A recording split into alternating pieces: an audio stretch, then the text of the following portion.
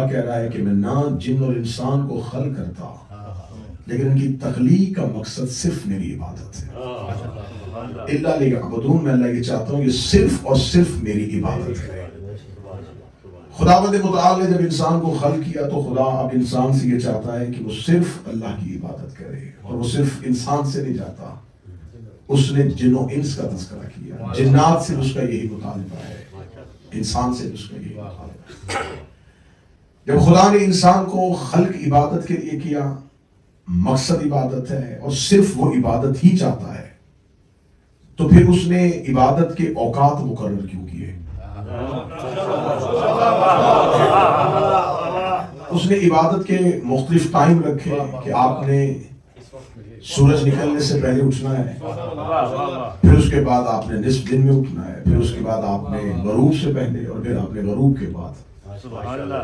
तो मेरे अल्लाह, अगर आपने 5 वक्त हमसे इबादत करवानी है और हमने खल्क सिर्फ इबादत के लिए किया, तो उन 5 औकात के अलावा हम जो करेंगे, इसका मतलब है कि हम अपनी मकसद खिलकत से इनकार कर रहे हैं। या तो हम उस मकसद को पूरा नहीं कर रहे जिसके लिए उसने हमें खल्क किया, या हम उस मकसद को पा नहीं रहे जिसके लिए अल्लाह ने हमें खल्क किया है, या फिर हम उसे इबादत समझ नहीं रहे जिसे वो इबादत कह रहा है। म्यारे इबादत हमारे पास क्या है? हमारे पास म्यारे इबादत है 2 रकत, 4 रकत, 3 रकत। अगर ये म्यारे इबादत है तो फिर ये म्यार जो है ये सिर्फ 5 औकात में है। फजर का वक्त गुजर गया, फजर से लेकर ज़ोहरैन तक जो हम जिंदगी गुजारेंगे, तो तूने तो हमें खल की इबादत के लिए किया है। तो इसका मतलब है कि इबादत के म्यार को समझना है कि इबादत कहते किसे है। हर बशर की नजर में उसका म्यार इबादत और है। हर इंसान ने अपना इबादत का म्यार बनाया हुआ है। अल्लाह ने जब इंसान को खल कर दिया तो अब खुदा, क्योंकि खालिक हिदायत था, मौजू पसंद है, खुदा खालिक हिदायत था, तो खुदा ने समझा कि अब इस इंसान को जब खल किया है तो अब इसकी हिदायत का बंदोबस्त किया जाए। तो उसने इसके लिए एक मुकम्मल निसाब हिदायत बनाया, एक मुकम्मल निज़ाम बनाया कि इस निज़ाम के तहत ये इंसान हिदायत पाएगा। हिदायत भी उसकी तरफ से थी, फिर उसने इस हिदायत को जमीन पर उतारने के लिए कुछ हादी बनाए, जिनको उसने हादी बनाया।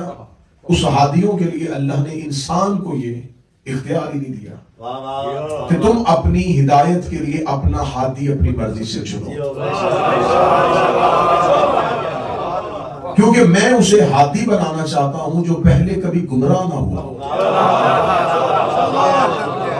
जो कभी गुमराह हुआ हो या उसे गुमराह होने का खतरा हो या वो गुमराह हो सकता हो, वो हादी नहीं हो।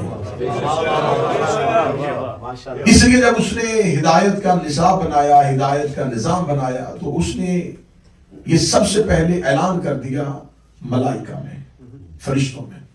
उसने फरिश्तों में कहा, वइज़ क़ाला रब्बुका लिल मलाइकति इन्नी जाइलुन फिल अर्ज़े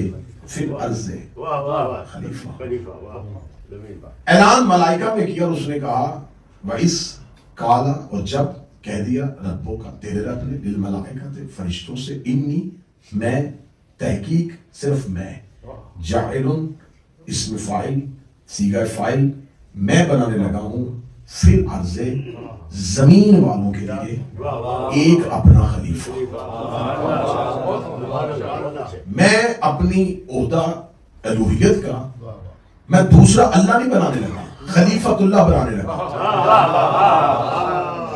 मैं अल्लाह नहीं बनाने लगा, मैं अपने इस निजाम को जो मैंने आसमान पे कायम किया हुआ है, ये निजाम था जो आसमान पे चल रहा था। उस निजाम के अंदर क्या था? सिर्फ मलाइका है और वो सिर्फ इबादत कर रहे हैं, वो सिर्फ और सिर्फ इबादत कर रहे हैं।